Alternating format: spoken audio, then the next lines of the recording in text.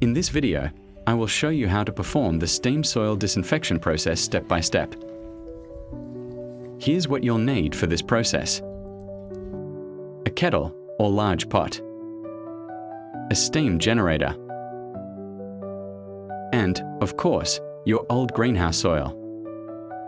A crucial step: place the perforated lid with holes at the bottom of the kettle, making sure there is a specific distance, a gap between it and the bottom. This is essential for even and efficient steam distribution. Now, we put the old soil into the kettle.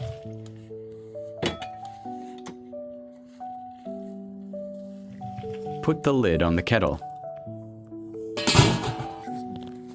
Next, we connect the steam supply to the kettle using a heat-resistant hose.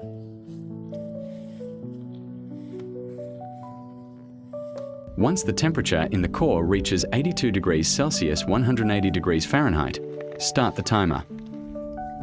Maintain this temperature between 82 degrees Celsius and 93 degrees Celsius, 180 degrees Fahrenheit and 200 degrees Fahrenheit for at least 30 minutes.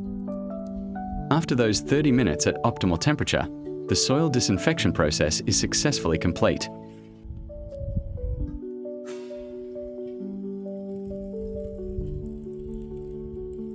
Turn off the steam source, then load the soil into the wheelbarrow and take it to the greenhouse.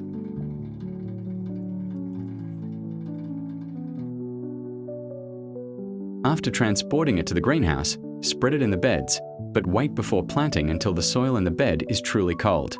Your soil is now clean, safe, and ready for planting.